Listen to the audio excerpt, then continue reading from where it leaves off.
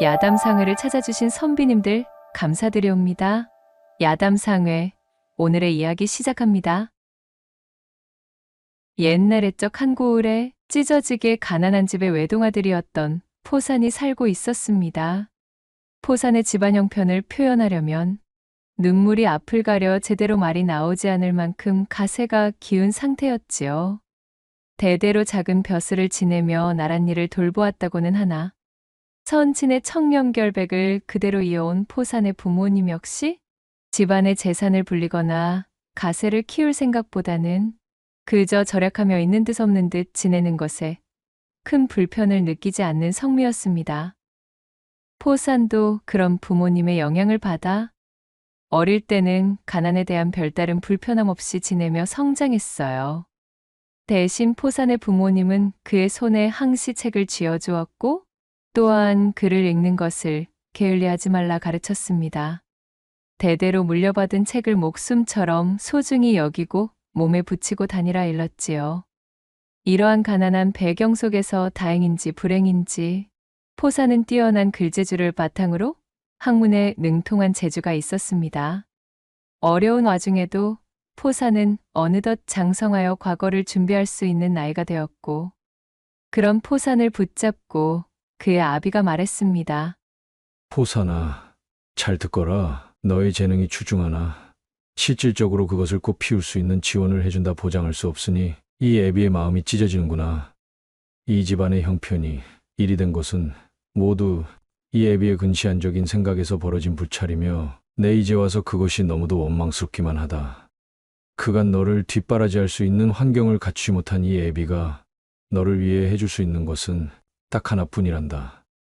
너는 지금부터 한 달간 살림살이와 품삯벌이 같은 것은 일절 신경 쓰지 말고 글 공부에만 전념하여라. 어려서부터 우리 집 안과 연이 있던 한 노스님께 사정을 일러뒀으니 너는 그곳에 암자로 들어가 학업에 매진하거라. 이게 애비로서 너에게 해줄 수 있는 전부이구나. 참으로 미안하다, 아들아. 미안하다니요, 아버지. 어찌 그런 서운한 말씀을 하신답니까? 그런 말씀은 하지 마셔요. 소자는 괜찮습니다.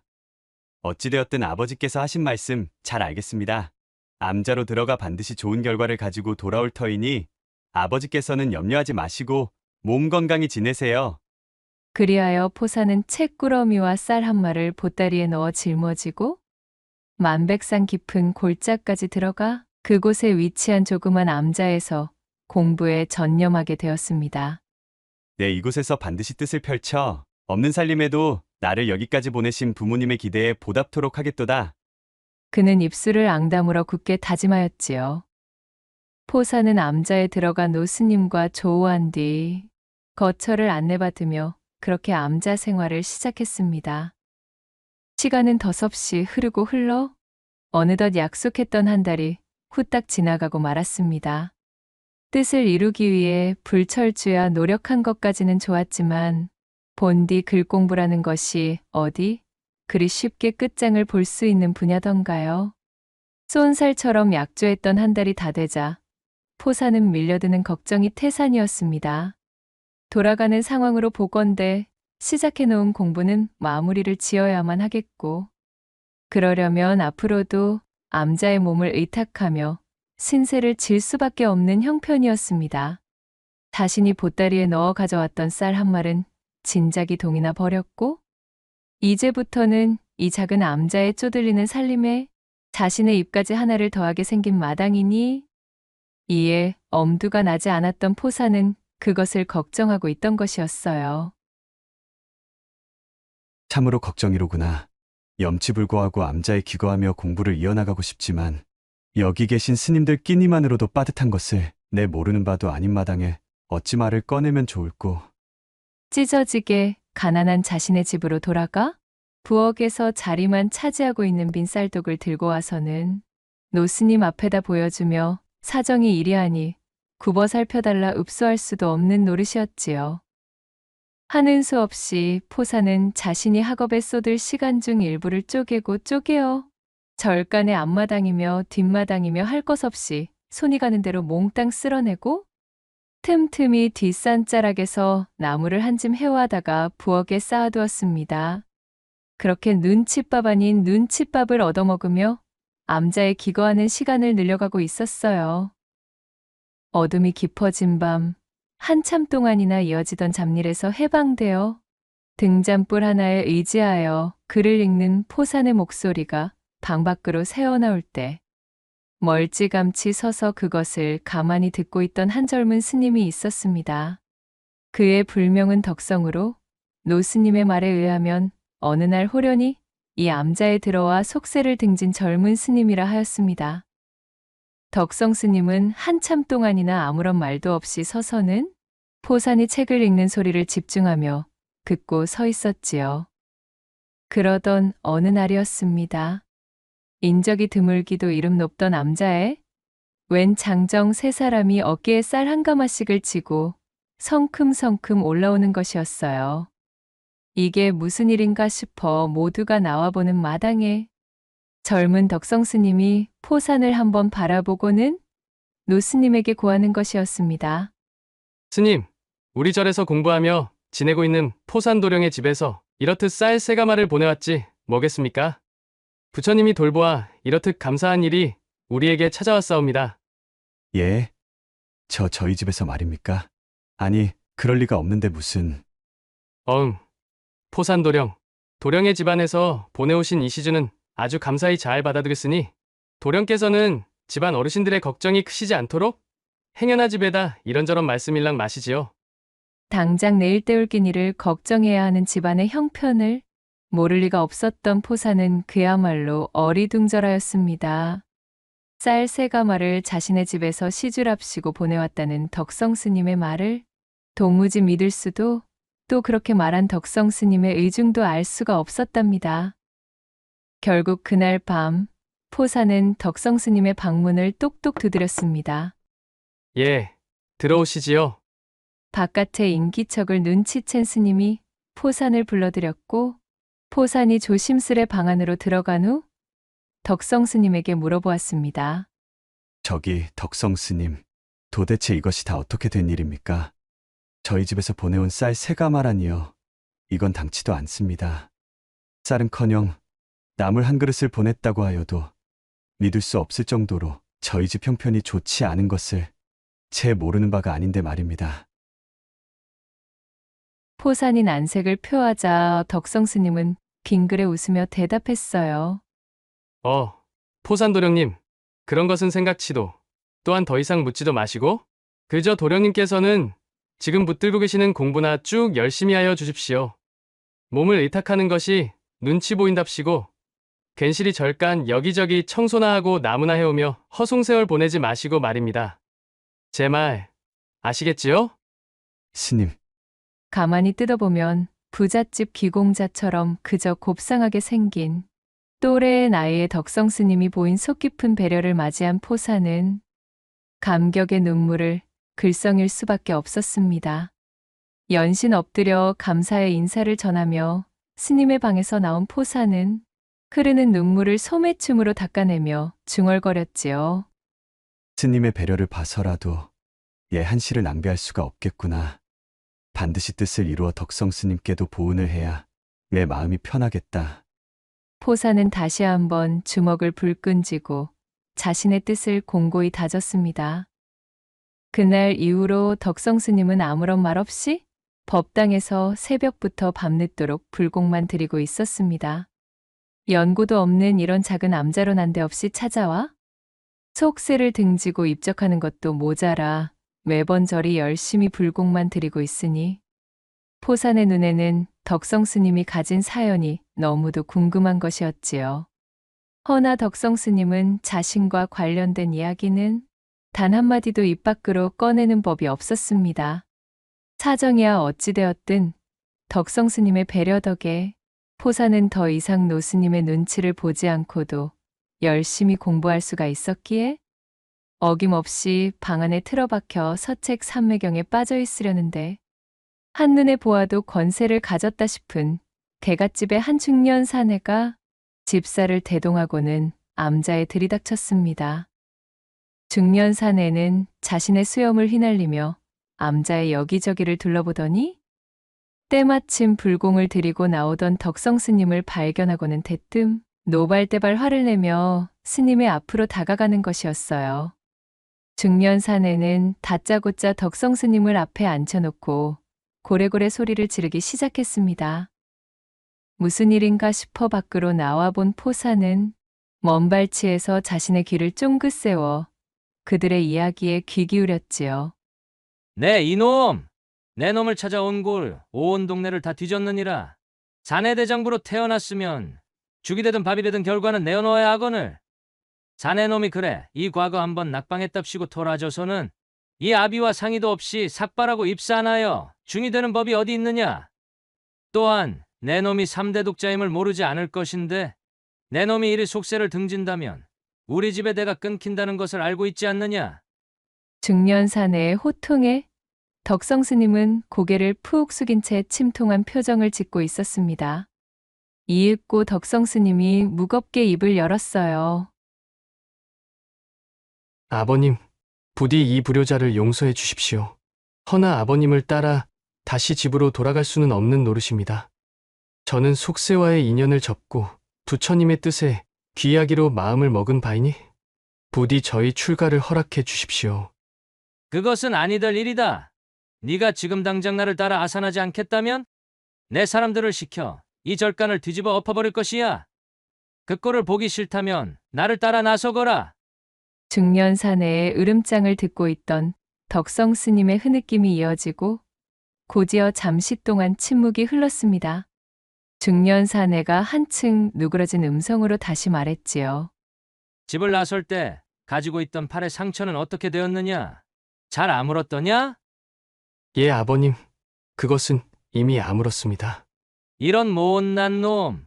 자고로 신체 발부는 수지부모라 했거늘 술을 진탕 마시고는 넘어져서 그리 팔에 상처를 입고 말이야.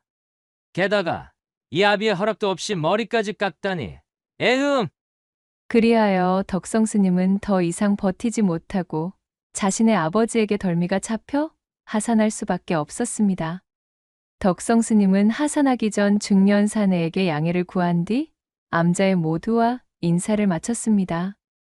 그리고 포산의 손을 꼭 잡으며 말했지요. 도령님, 부디 꼭 공부를 놓지 마시어 원하는 바를 이루시길 바라겠습니다. 그리고 덕성 스님은 학업을 이어나가는 데 사용하라며 포산의 앞으로 제법 많은 돈을 남겨주었습니다. 스님은 그렇게 암자를 벗어나 쓸쓸히 자신의 집으로 되돌아갔지요. 하산하는 덕성 스님의 등 뒤를 바라보며 포산은 뜨거운 눈물을 흘렸습니다. 스님, 참으로 감사합니다. 스님의 이 은혜 평생토록 잊지 아니하겠습니다. 포산은 스님이 시야에서 사라질 때까지 눈물을 흘리며 손을 흔들었지요. 그로부터 장장 3년이라는 시간이 흘렀습니다. 그간 포산은 덕성 스님의 지원에 힘입어 열심히 공부를 거듭한 끝에 급제를 한 후 운이 좋게도 자신이 나고 자랐던 고을의 신관사또로 부임한 터였습니다. 부임한 이후 자신의 업무를 수행하던 포산이 어느 날 짬을 내어 자신이 공부하던 암자를 찾았습니다. 자신을 돌봐주었던 노스님 혼자서 양지 바른 처마 밑에 쪼그리고 앉아 있었지요. 스님, 저 왔습니다. 포산이 옵니다. 노스님이 고개를 돌려 포산을 올려다보았어요. 이윽고 노스님은 포산을 알아보고는 인자한 웃음을 지으며 그를 반겼습니다. 아이고, 이거 나란 일을 돌보느라 눈코 뜰 새 없이 바쁘실 터인데 예까지는 어이 걸음을 하셨습니까, 나으리? 아니, 날이라니 어찌 이러십니까, 스님. 부끄럽습니다. 그냥 부르던 대로 불러주시지요.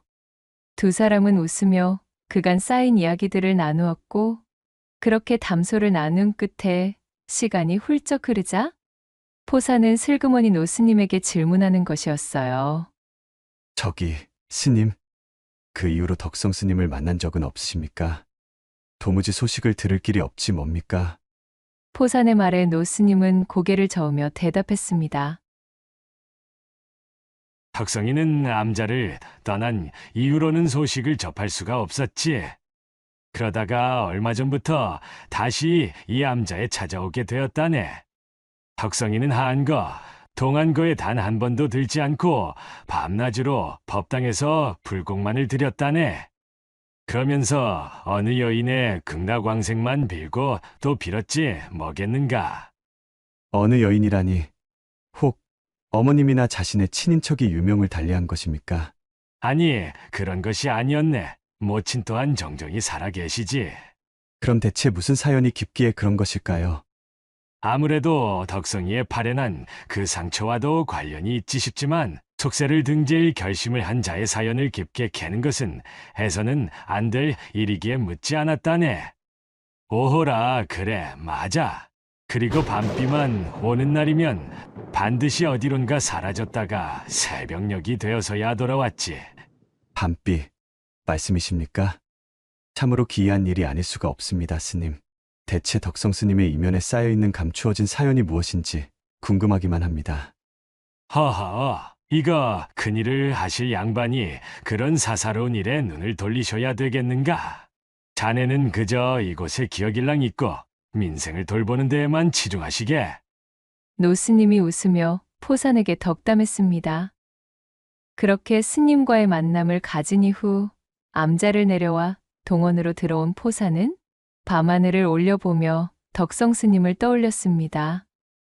부엉이 우는 소리가 깊어지며 포산의 마음을 어지럽혔지요. 포산이 암자를 다녀오고 난 뒤 어느 날이었습니다. 밤새도록 봄비가 내린 날이었어요. 아침부터 이방이 포산의 앞에 엎드리며 고하는 것이었지요. 나으리, 참으로 고을에 온통 흉흉한 소문이 돌고 있습니다요. 비가 추적추적 내리는 칠흑 같은 밤이면 글쎄, 저기 저 세제 아래에 입석바위 옆 외딴 묘지 있지 않습니까요? 그 묘지 근방에서 귀신이 밤새도록 그렇게 곡을 하며 울다 간다지 뭡니까요? 그 귀신이 슬피 울 때는 목탁을 두드리는 소리가 끊이지를 않는다던데. 이 소문이 퍼져나간 뒤로는 저기 아랫마을 사람들도 비만 오면 문을 꼭꼭 걸어 잠그고 통시에도 발길을 내지 못한다지 뭡니까요? 묘지? 묘지라? 그렇다면 그 묘는 누구의 것인가? 예, 나으리. 그 묘지는 다름 아닌 6년 전쯤에 고을의 한 청상과부가 자결을 한 곳입니다요. 6년 전에 자결이라. 아무튼 알겠네. 자네와 여하 관속들은 민심이 흉흉해지지 않도록 방을 내걸어 잘 다스려야 할 것이야. 내 이 사안은 속히 해결하도록 하겠네. 이방의 보고에 무언가 석연찮음을 느낀 포사는 육방 관속들을 시켜 지난날의 사건 처리 장부인 오간을 내어오라 명했습니다. 오간들을 하나하나 꼼꼼히 훑어보던 포사는 결국 6년 전의 미결 사건을 하나 찾아내기에 이르렀지요. 오간에 적혀있던 내용인즉슨 이러했습니다. 남편을 먼저 보낸 한 청상과부가 있었지요. 그녀는 남편에 대한 그리움이 깊어 남편을 향한 추모에 정성을 다하기로 이름이 높았습니다. 추적추적 봄비가 내리던 어느 날, 하얀 소복을 입은 청상과부는 온몸에 봄비를 맞으며 남편이 잠든 묘의 잡초를 뽑고 있었습니다.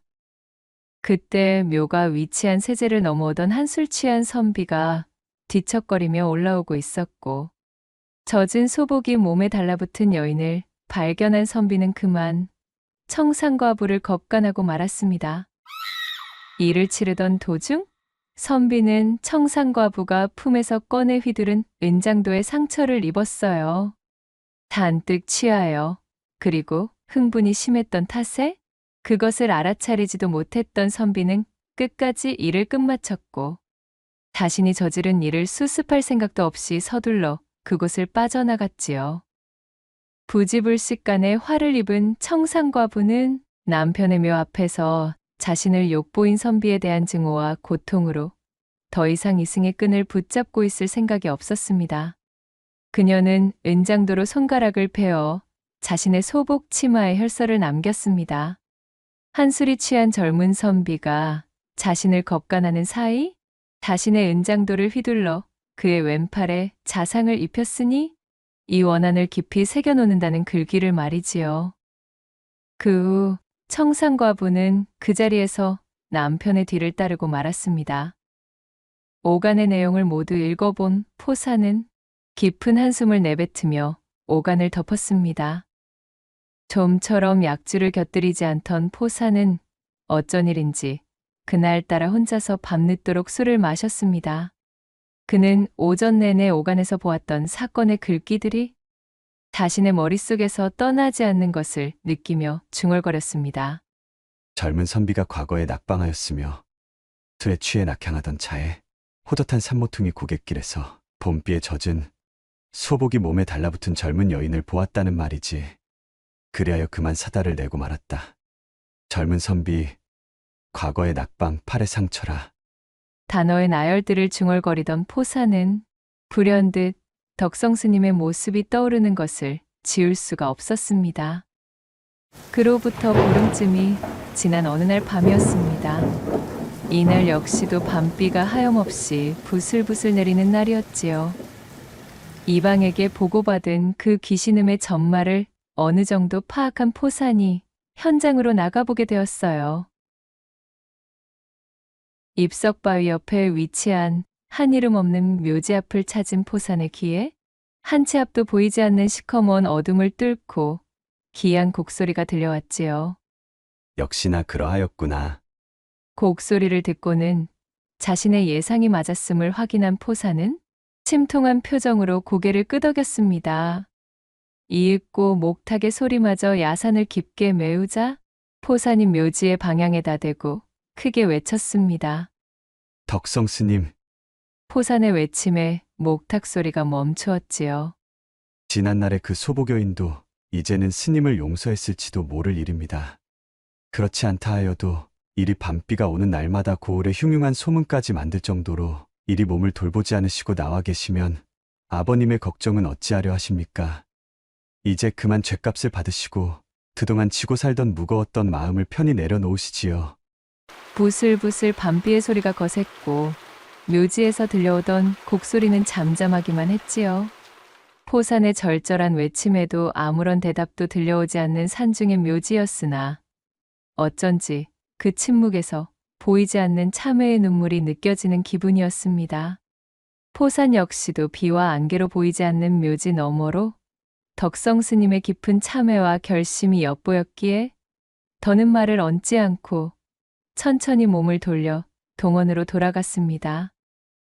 그날 이후로 고을을 흉흉하게 들썩였던 소문의 귀신은 밤비가 와도 더 이상 나타나지 않게 되었습니다. 덕성 스님은 스스로 동원을 찾아와 지난날 자신의 과오를 고하였고 포산 역시 덕성 스님이 자신의 죄를 뼈저리게 뉘우치고 참회하고 있음을 감안하여 그의 죄값을 덜 수 있게 도와주었지요. 10년 가까이 묻어두고 있던 무거운 짐을 드디어 내려놓은 덕성 스님의 얼굴은 그 어느 때보다도 가벼워 보였습니다. 이 일을 해결한 계기로 포사는 사또의 업무에 더욱 힘을 싣게 되었고 그는 점점 고을 사람들의 신임을 얻는 어진관리로 성장할 수가 있었습니다. 그렇게 세월이 흐르던 도중 고을에서 한 사건이 벌어지게 되었어요. 외나무 다리에서 말을 몰고 가던 한 선비가 앞에서 소를 몰고 가던 농사꾼과 맞닥뜨렸습니다. 소와 말이 앞장서 다리를 건너고 있었고 사람은 그 뒤를 따르고 있었으니 결국 소와 말은 외나무 다리 가운데서 만나 버티고 선 채로 옴짝달싹도 할 수 없는 상황이 벌어지고 말았습니다. 서로 비켜갈 수 있는 공간이 없으니 각자의 머리를 맞대고 콧김이 세어질 수밖에 없었지요. 제 아무리 근사한 말이라고 한들 말이 가진 장기는 뒷발질이었고 황소가 가진 장기라고 하면 역시 그 뿔로 들이받는 것이니 이 지리한 싸움의 결과는 불을 보듯 뻔했습니다. 농사꾼 명식이 고삐를 당겨 제 소를 말릴 사이도 없이 명식 내 황소의 시원한 박치기 일합에 선비의 말은 외마디 비명을 지르고는 다리 아래로 나가 떨어져 버렸지요. 그 꼴을 보고 있던 선비가 노여움을 참지 못하여 소리쳤습니다. 아니, 이런 쳐 죽일 놈의 일이 있나 그래? 네 이놈, 감히 천하의 쌍놈이 양반이신 이 몸의 길을 막다니. 선비의 불호령에 지게의 걸음을 가득 지고 가던 명식은 혼비백산하여 물에 들어가 선비의 말을 부축하고는 그 고삐를 잡아 물 밖으로 끌고 나왔습니다. 명식이 이리저리 살펴보니 선비의 말은 떨어지면서 오른발 발목이 삐었는지 절름거리는 모양새로 똑바로 걷지 못하는 것이었어요. 이제 갓서른이 될까 말까한 선비가 그 꼴을 보더니 대뜸 명식의 뺨따기를 후려갈기며 외쳤습니다. 이런 천하에 빌어먹을 일이 있나 그래? 네 이놈, 당장에 말 한 피를 구해 내 앞에 대령해 놓든가 아니면 내 말에 저 병신이 된 발목을 써 고쳐 놓든가 둘 중 하나를 해놓지 못하겠느냐? 못하겠다면 오늘 아주 경을 칠 것이다. 온 산천이 쩌렁쩌렁 흔들리도록 선비가 고함을 지르며 억지를 놓았지만 가난한 농사꾼 형편의 명식은 선비의 요구 중 어느 것 하나 선뜻 들어줄 수 있는 입장이 아니었습니다. 그야말로 사색이 된 명식이 무릎을 꿇고 두 손을 모아 사정하기 시작했지요. 나으리, 제발 한 번만 살려주십시오. 나으리의 말 발목이 나 제대로 걸을 수 있을 때까지 참으로 누추하지만 소인의 집까지 나으리를 모시겠습니다요. 그러니 제발 노여움을 푸시고 소인을 한 번만 용서하여 주십시오. 예? 그리하여 명식은 노발대발 화를 내던 선비를 모셔 자신의 집으로 데려왔습니다. 선친이 쓰던 사랑방에 선비를 얌전히 모셔놓고는 외양간에 선비의 말까지 극진히 모셔두었지요. 자신보다도 선비가 타고 다니는 저 말이 더 상전인 이 상황이 참으로 분통이 터졌지만 달리 방도가 없었습니다. 명식은 말에 삔 발목에 인진쑥을 붙여 옥양목을 덧대 감아 치료해 주었습니다. 사정을 전해들은 명식의 아내 역시 없는 살림에 고이고이 아껴두었던 씨암탉을 한 마리 잡고는 큰 경사때나 꺼낼까 말까한 뒷마당에 묻어두었던 머루술을 꺼내 술상을 차렸습니다. 좋은 날을 위해 아껴두었던 것인데 아깝지만 어쩔 수 없지요. 지금은 우선 저 선비의 화를 누그러뜨리는 데 집중합시다요. 치리에 빠진 명식을 위로한 명식의 아내는 그렇게 있는 살림 없는 살림을 끌어모아 한 상 뚝딱 차려냈습니다. 차린 저녁상을 선비의 사랑방으로 들여놓자 선비는 머루술 호리병을 몇 차례나 비우며 씨암탉 한 마리를 개걸스럽게 해치운 뒤 손가락을 빨며 외쳤습니다. 어흥, 이거야 원. 쌍놈 집에서 기른 닭이라 그런가? 실로살이 퍽퍽하기만 하고 이거 영 맛이 별로로구만. 다 먹었으니 상을 내어 가거라. 국물까지 말끔히 빨아먹은 빈 그릇을 본 명식이 기가 찼으나 얌전히 선비의 요구대로 상을 물렸습니다.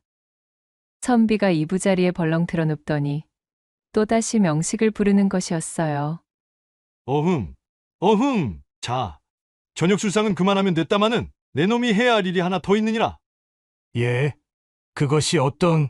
자고로 이나는 객지에서 독수공방을 해본 역사가 없을 뿐 아니라 태생적으로 내 사내의 기질이 강건하여 그리할 수도 없는 몸이네. 그러니 내 욕구를 풀어줄 계집을 가져다 앉혀놓게.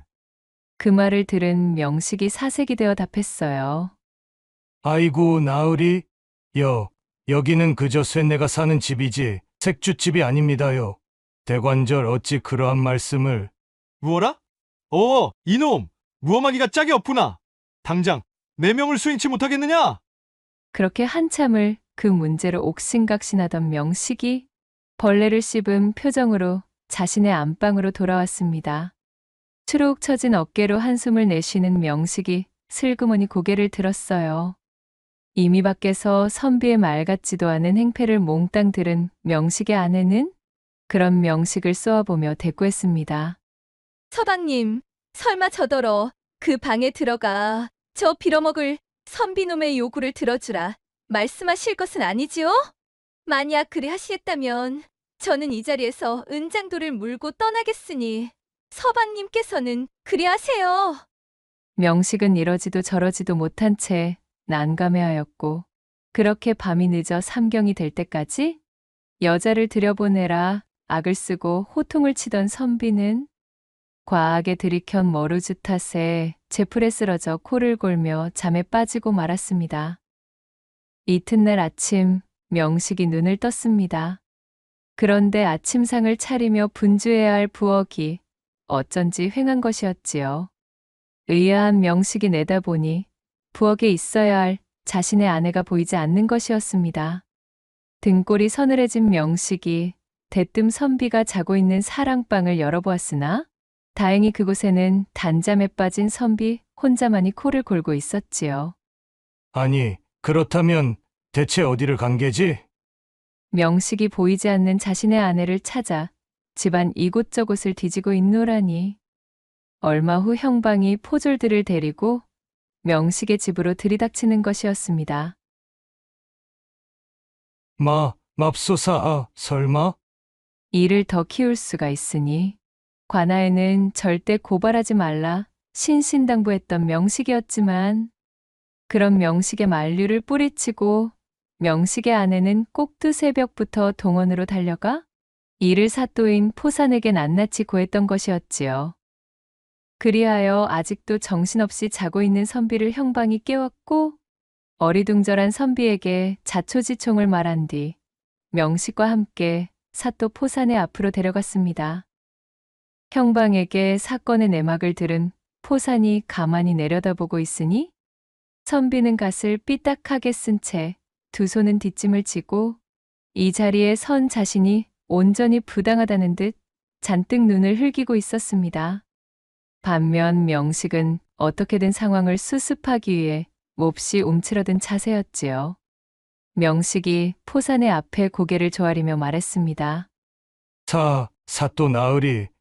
그러니까 이것은 간밤 저의 잘못으로 선비 나으리의 말이 닫혀 절개되었기에 이미 상황에 대한 모든 파악이 끝난 포산이 명식의 말을 천천히 끊고는 소리쳤습니다.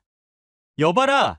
이방과 형방은 저 두 사람을 데리고서 사건이 발생한 그 외나무 다리까지 가서는 다리의 전체 길이와 또한 선비의 말이 농사꾼의 소 머리에 부딪혀 물에 빠졌다던 그 지점을 정확하게 확인하고 오렸다.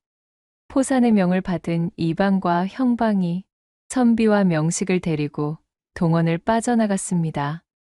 그리고 한참의 시간이 흐른 뒤 그들이 돌아왔어요. 포산이 돌아온 그들을 향해 소리쳤지요.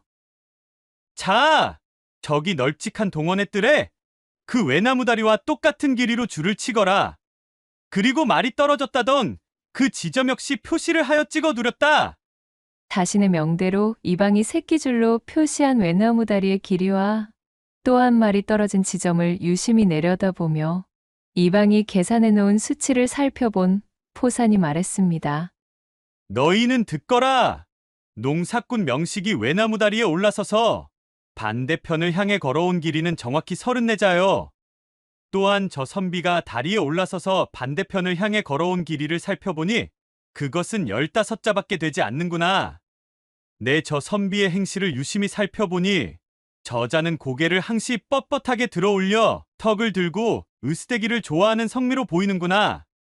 그렇다는 말은 선비가 다리에 올라설 때는 반대편에서 걸어오는 농사꾼을 똑똑히 보고 있었다는 것이 된다.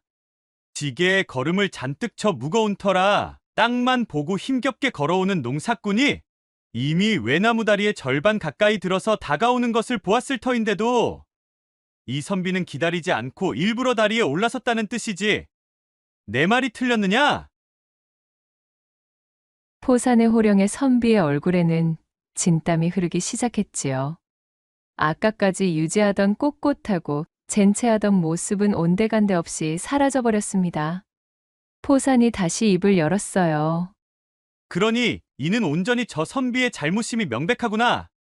헌데 상황이 그러한 것을 오히려 적반하장 이 무고한 농사꾼의 뺨을 갈긴 것도 모자라 그 집까지 가서 엄연히 지아비가 있는 여인을 상대로 천인공노할 행패를 부렸으니 이는 벌을 받아 마땅하다.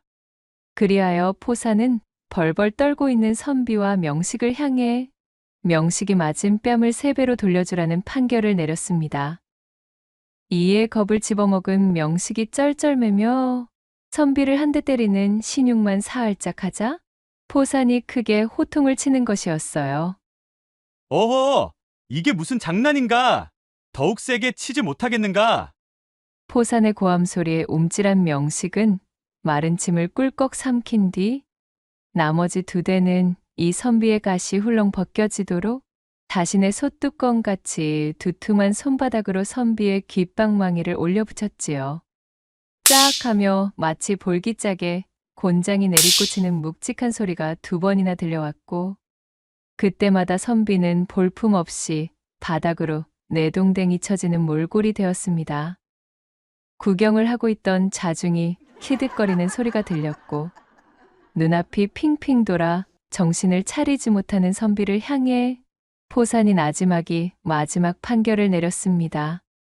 선비는 저 농사꾼에게 그간의 난장에 대한 보상으로 30냥을 지불하고 속히 이 고을을 떠나도록 하라. 그리하여 명식과 그의 아내는 싱글벙글 자신의 집으로 무사히 돌아갈 수 있었고 선비는 두 번 다시 자신의 버르장머리를 앞세워 못난 행동을 하지 못하게 되었습니다. 이 판결로 포산은 고을에서 더욱 신망을 두텁게 쌓아 그가 임기를 마치고 다음 부임지로 향하게 되었을 때는 온 고을의 사람들이 마중 나와 진심으로 포산의 공석을 아쉬워하며 눈물을 흘렸다는 후문이 전해지고 있사옵니다. 낭독해드린 이야기가 선비님들 마음에 드셨다면 구독과 좋아요, 댓글로 야담상회를 응원해 주셔요. 늘 잊지 않고 야담상회를 찾아주시는 선비님들 시청해 주셔서 참으로 감사하옵니다.